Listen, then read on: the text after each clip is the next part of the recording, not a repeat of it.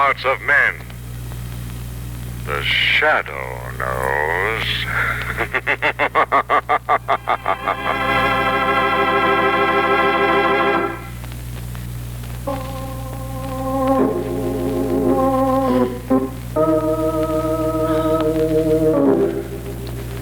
The shadow, who aids the forces of law and order, is in reality Lamont Cranston, wealthy young man about town. Years ago in the Orient, Cranston learned a strange and mysterious secret, the hypnotic power to cloud men's minds so they cannot see him.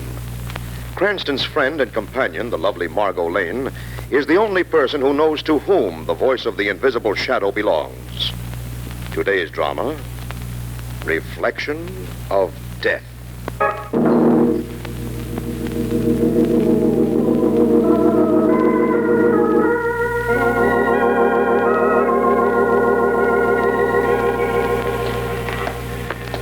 John. Yes, Nancy. That shop there, let's go in. Antiques? My dear Mrs. Craig, it's quite true that we've been married for more than a month now, but we're not up to antiques yet. Oh, silly. Oh, please, John. All right.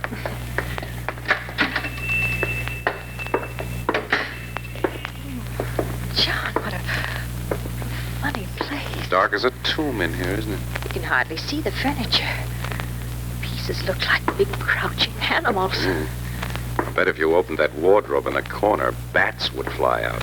You said that? Oh, I'm afraid I startled your good lady. You startled me, too. If anything were to come out of that wardrobe, it would be something quite different. Like what? I hardly venture to say. You see, a lady hanged herself in that wardrobe. Hanged? Oh. Oh, that mirror hanging against the wall. It's beautiful. There's a story about that mirror. Oh, John, it's lovely.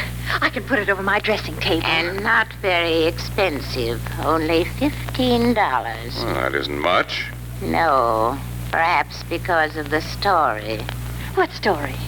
That mirror was made in the days when witches were being burned and people believed in visions. Usually dreadful visions. Old wives' tales. Probably, sir. Although many men believed in them. We know better now, perhaps. But it was said in those days that a mirror made as this one was, in a rather strange and horrible fashion, showed much more than ordinary mirrors. What did it show? The faces of those about to die. Oh, I'm sorry the mirror slipped. No harm done. Of course, not everyone could see those faces in the mirror. Only those who had the gift. Well, how could they tell that they had the gift? Oh, there were many signs. Perhaps the most certain sign... Nancy, it's getting late. ...was what they called the ears of Pan. Ears with pointed lobes. Nancy, do you want the mirror? Yes. Yes, dear, I do. All right. Will you have the mirror cleaned and sent to 29 Ridge Road, please? The name is Craig. Yes, sir. This afternoon. Good. Nancy, shall we? Of course, dear. Oh, my hat. What? Oh, it's caught in the stand. Serves you right for wearing a hat with ribbons. Oh, there. Funny. What is, dear? Well, here we've been married for more than a month. It's a terribly long time. I never noticed your ears before. What about them? With the lobes. They're pointed.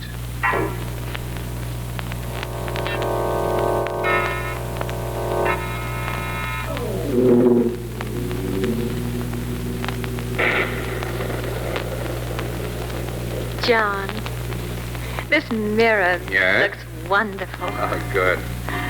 You've been sitting staring into it for hours. Not really. I've just been dreaming Of what? how happy I am. Darling. Well, it's 11 o'clock. I'll go downstairs, lock up. Hurry back, darling. I don't like that thunder. Oh, the lights. John! John! John!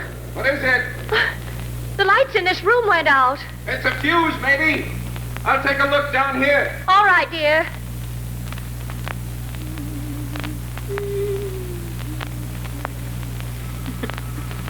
Oh, it's funny, staring into a mirror when it's dark and you can't see anything. I wonder, am I really there in the mirror, even though I can't see myself? Why, Oh, no. No.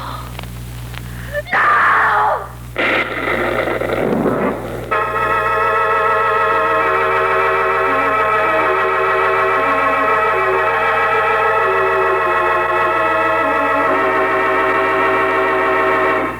Mr. Cranston, you'll think I'm insane. I don't think I will at all, Mrs. Craig. Thank you. Why don't you tell Lamont your story, Mrs. Craig, just as you told to me when you phoned this morning?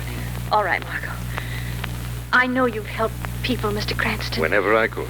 John laughed at the whole thing. John? My husband. But I can't laugh. It was so clear. It isn't to me. Oh, I'm sorry. Yesterday morning, we bought a mirror at an antique shop. The woman who sold it to us said there was a legend connected with it. That if you were gifted, you could see the faces of people about to die in it. It's an old legend. Probably been told about thousands of mirrors. I know. I didn't pay much attention to it. Well, anyway, the mirror was delivered in the afternoon and placed over my dressing table. Last night, Yes. I saw my father's face in it. Well, I could see his face in the mirror, not mine at all. I could see his face, and it was horrible. in what way? His face was distorted and crumpled. He looked as though he were dead. Mrs. Craig, you mustn't let it upset you too much. I'm sorry. I can't help It it. must have been an illusion. Possibly you were tired or overwrought. Unconsciously, you were thinking of the story you'd been told about the mirror. No, I wasn't tired. I wasn't overwrought. I was very happy. Mr. Cranston, please, will you come with me and look at the mirror? Well, Of course you will, Mrs. Craig. I have your address. When shall we come? This afternoon, before John gets home. I don't want him to think I'm hysterical or... we'll be there, Mrs. Craig. Thank you. Thank you very much.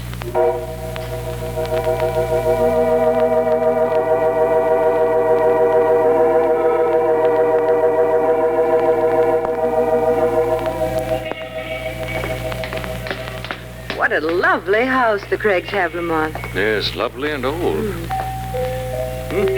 Chimes of Normandy. Very musical doorbell. Good afternoon. Good afternoon. Mrs. Craig's expecting us. Please come in. Thank you. Mrs. Craig is in the drawing room. Here. Yes? Blevins, Mum. Lady and a gentleman to see you. Oh, please show them in, sir. Yes. Go in, please. Hello, Mrs. Craig. Hello, Margot. And Mr. Cranston. Feeling better? Yes, I guess I am. Perhaps I was being silly. I've been sitting thinking about it. Maybe I didn't see anything in that mirror after all. Could be. Where? What is it? Telegram, Mrs. Craig. Oh, all right, Blevins, come in. Western Union messenger just brought it, ma'am. Oh, thank you, Blevins. Yes, ma'am. Excuse me.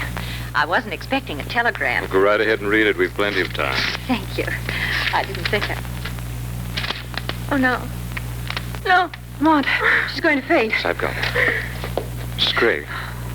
She did faint. The couch, Lamont. Yes. There's some brandy. Oh, she dropped the telegram. She... Lamont, what is it? Telegram. It's very short. Sent from upstate. Says, regret to inform you your father died this morning at Interlaken Hospital. Signed, head nurse. Her father, Margot.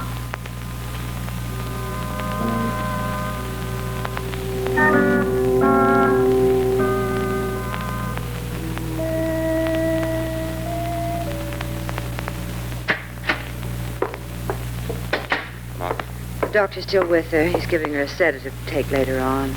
I'm worried about her. So's her husband. and sitting at her bedside like a lost boy. He's nice. Lamont, was it a coincidence?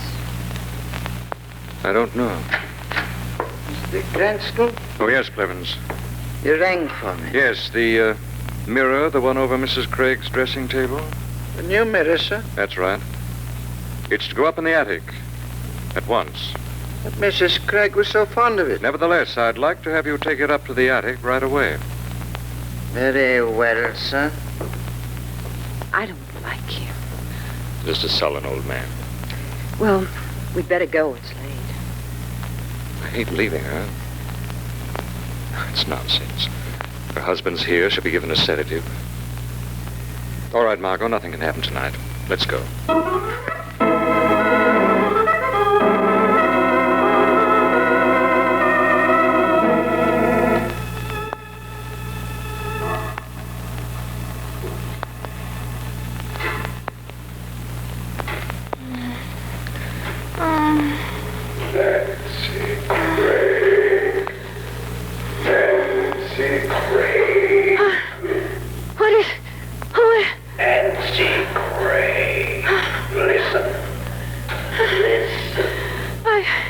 I can't see anything.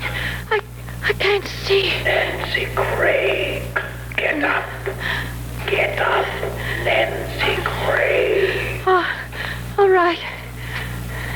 There's a mirror in the house, Nancy Craig. No. There's a mirror in the house. No.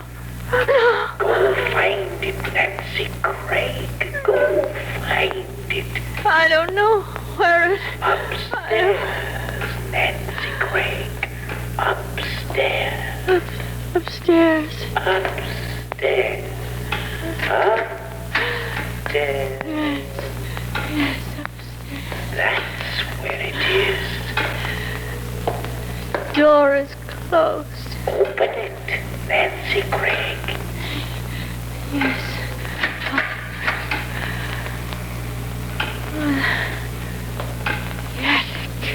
The attic.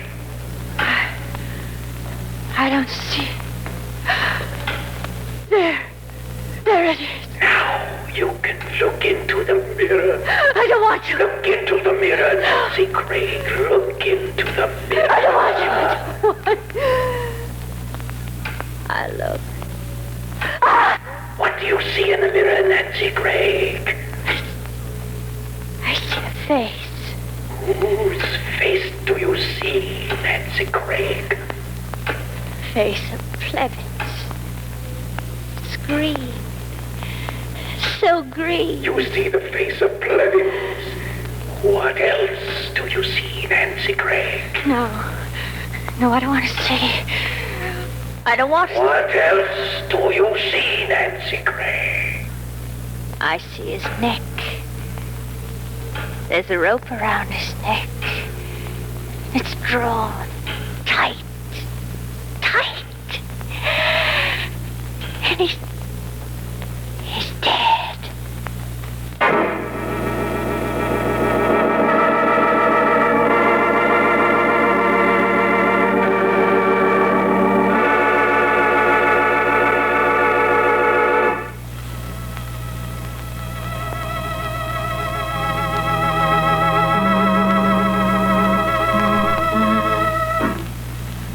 At the request of Nancy Craig, Margot and Lamont have been investigating the mysterious happenings in connection with a strange mirror.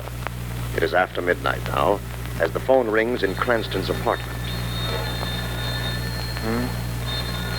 What? Hello. Cranston, Yes? it's John Craig.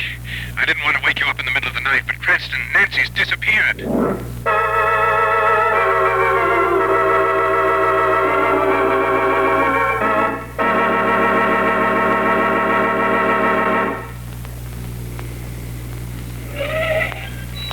Lamont, what can have happened to her? I don't know, darling. If she ran away, why did she run and where? We'll know more as soon as we get into the house. Maybe. I'm cold and frightened. What do you want? Plevins, we're coming in. So you are. Where's Craig? Oh, no. Don't care. Plevins. Lamont, he acted so strangely, as though he were drunk. Cranston. Oh, hello, Craig. Margot's with me. No sign of Nancy, no sign. When did you miss her? When I called you half an hour ago, I'd been sitting up. I couldn't sleep. The doctor had gone after having given Nancy a sedative. Finally, I went upstairs and stopped in her room to see if she was all right. And she wasn't there. The other rooms? I've looked all through the house. The attic? The attic? Well, no, we never go up there. We'd better go there now. But why the attic? Because that's where the mirror is.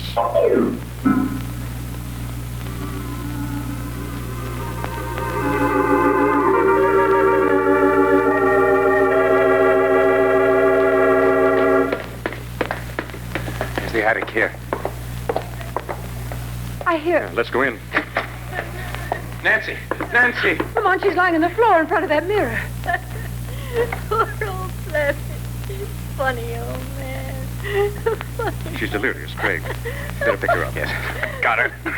Carry her downstairs. We need a doctor, I suspect. Not a psychiatrist. Scream, Plevin. Scream. And the room was red. And the furniture was so brown. She must have had a night. Poor old Plevin. He looks so funny in the mirror. So funny. Open that door for me, Cranston, will you? Of course. I'll put her to bed. Right, there. Phone the doctor, Craig. Yes, I'll get him. He lives just a few doors away. Good. Margot and I'll stand by here. You better hurry. Yes, I'll hurry. Lamont, she saw Plevins in the mirror. It must have been a dream. Yes, not only that, but Plevins was green. Does that mean anything? Might, if what I'm thinking is true. It's a possibility. Lamont, she didn't really see anything in the mirror, did she? I think Plevins needs a visit from the shadow. Did she see anything in the mirror, Lamont? I'm afraid, Margot, that she did see something in the mirror.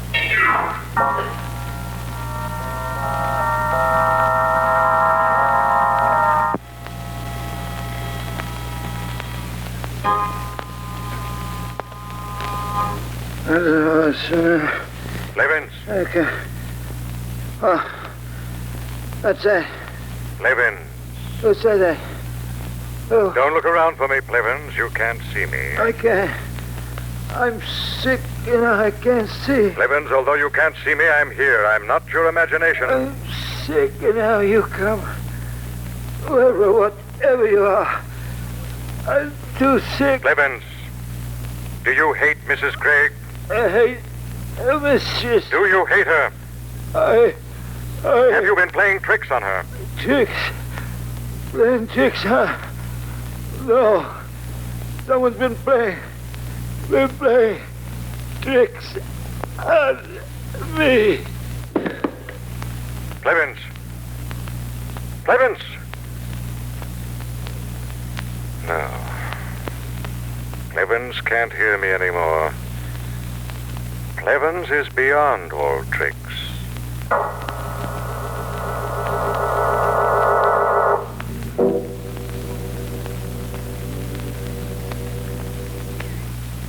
Doctor said Nancy's very ill, Cranston.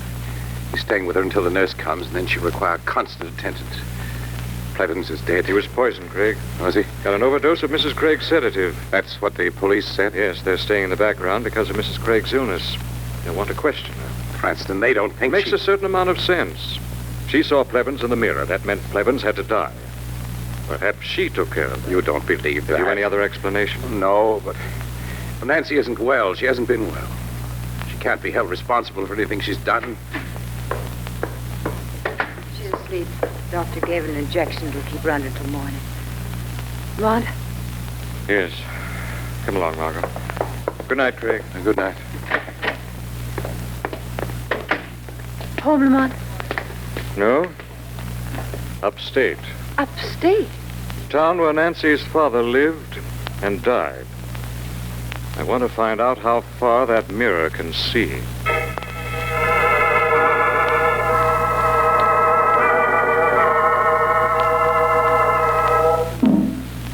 don't mind telling you all I know, Mr. Cranston. I've been chief of police in this town for over 30 years, and I've done all right. I'm sure you have, but... All right? Then listen. Pete Owens was a wealthy man and a good man. He came up here in a hunting trip and died from falling off Eagle's Nest Cliff, a couple of miles out of town. What he was doing there, nobody knows. He might have fallen off, he might have been pushed. That's all I know. You've helped us, Chief. I don't know what Nancy Craig's father was doing upon that cliff either, but I think I know now whether he fell or was pushed. Come on, Margot. We have to get back to the Craigs. I have an appointment to keep.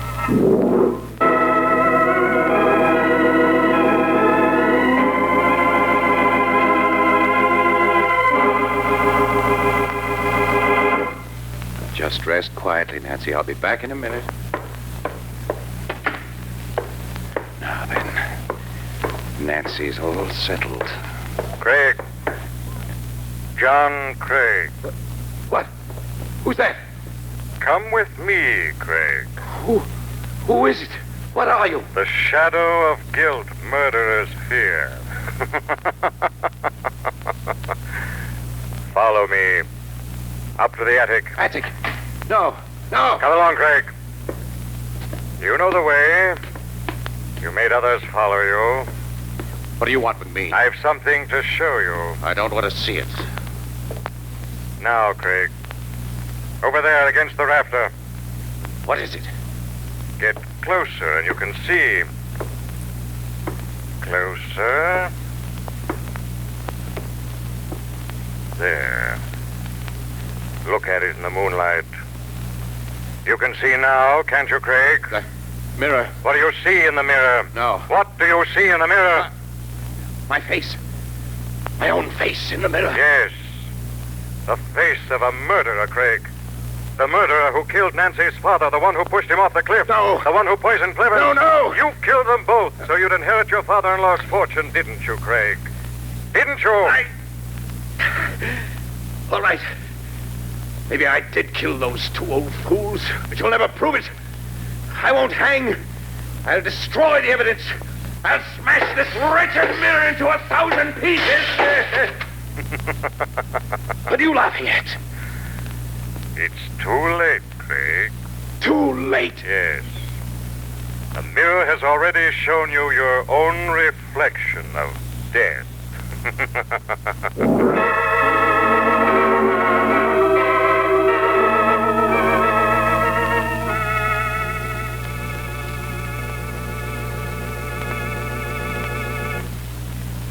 Lamont, I know that Craig killed Nancy's father and tried to drive her insane, and that he killed Clevens to throw suspicion on Nancy. I understand that, but I don't understand how you found out. Well, darling, remember she spoke of seeing Cleven's green face in a red room and brown furniture? Yes. Well, usually people dream without color, but when they've been given one of the hypnotic drugs like pentothal, they have visions, dreams in color. You mean that Craig gave her the drug and then... He suggested things to her while she was drugged. She'd never realize it, but she did remember colors. And the other thing? Something Nancy herself said in her delirium. She said that she saw the faces in the mirror even though it was dark. Which meant that Craig had used a very simple trick to fool her. You mean into seeing those faces? Well, the faces were really there. There were pictures of the people she saw. With the help of a tiny flashlight, they'd look very convincing in the shadows. Craig himself wore black, so Nancy could never see his reflection. Yet he finally did see his own reflection, didn't he? Yes, Mom. And at that moment, the murders came to an end. The end that comes to all murderers before they die.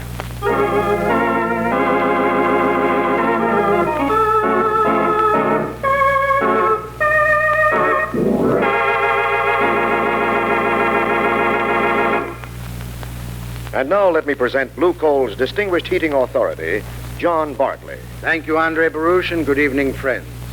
One of these fine spring days, you'll be able to let your furnace fire go out. And that's the time to have your furnace cleaned, overhauled, and put into first-class condition for next fall. You'll prevent summer rust damage, which can be costly, and you'll assure yourself of good heating and low-cost operation next season.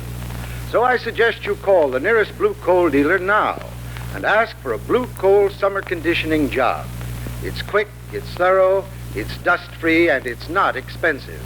Blue coal dealers have the special equipment and the specially trained men to do this job for you. But be sure to phone the nearest blue coal dealer right away so that he can schedule your cleaning job early. You'll find him listed in the classified section of your phone directory. I thank you.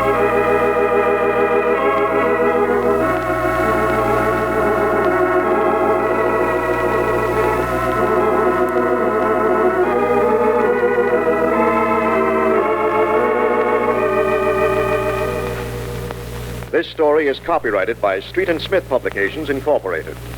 The characters, names, places, and plot are fictitious. Any similarity to persons living or dead is purely coincidental.